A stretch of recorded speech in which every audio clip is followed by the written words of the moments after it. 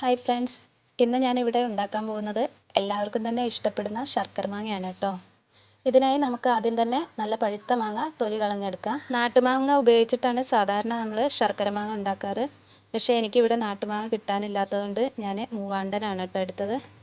ഇത് ഞാൻ 1 ടീസ്പൂൺ വീതം ചെറിയ ജീരകവും ഉലുവയും കടുകും വറുത്ത് മാറ്റി വെച്ചതാണ് കേട്ടോ. സമയത്ത് എല്ലാം കൂടെ ഒരുമിച്ചിടാണ്ട് ഓരോന്നോരോന്ന് വറുത്തെടുക്കണേ. ഇനി നമുക്ക് ശർക്കരപ്പാനി ഉണ്ടാക്കാം. ഇതിലേക്ക് ഞാൻ 3 ശർക്കരയാണ് കേട്ടോ എടുത്തിട്ടുള്ളത്. ഇത് നന്നായി തിളച്ച് വരുന്ന സമയത്ത് നമുക്കിനി ഇതിലേക്ക് മാങ്ങ ഇട്ട് കൊടുക്കാം. ഇനി നമുക്കിത് കുറച്ച് നേരം അടച്ച് വെച്ച് വേവിക്കേ. അടച്ച് വെക്കുന്ന സമയത്ത് ഇടയ്ക്കിടയ്ക്ക് ഒന്ന് ഇളക്കി കൊടുക്കാൻ മറക്കരുത് കേട്ടോ.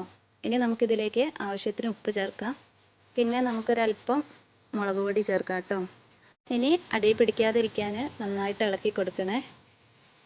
ഇതൊന്ന് കുറുകി വരുന്ന സമയമാകുമ്പോൾ നമുക്ക് നേരത്തെ പൊടിച്ച് വെച്ച പൊടികൾ കുറേശ്ശെയായിട്ട് ചേർത്ത് കൊടുക്കാം. എന്നിട്ട് നന്നായി ഇളക്കി കൊടുത്തതിന് ശേഷം നമ്മൾ ടേസ്റ്റ് നോക്കിയിട്ട് ആവശ്യമുണ്ടെങ്കിൽ ബാക്കി പൊടികളും കൂടെ ചേർത്താൽ മതി കേട്ടോ. ഇനിതാ നല്ലതുപോലെ കുറുകി നമ്മുടെ ശർക്കര മാങ്ങയൊക്കെ റെഡിയായി വന്നിട്ടുണ്ട്.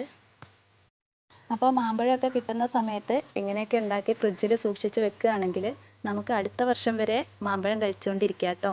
നമ്മൾ ഫ്രിഡ്ജിലല്ല പുറത്ത് സൂക്ഷിക്കുകയാണെങ്കിൽ 2 ആഴ്ച വരെ കേടുകൂടാതിരിക്കേ. അപ്പോൾ മാമ്പഴം കയ്യിലുള്ളവർ ഇന്ന് തന്നെ ഉണ്ടാക്കി നോക്കിക്കോ കേട്ടോ. നല്ല അടിപൊളി ടേസ്റ്റാണ്. അപ്പോൾ വീഡിയോ ഇഷ്ടമായാൽ ലൈക്കും സബ്സ്ക്രൈബും ചെയ്യാൻ മറക്കല്ലേ.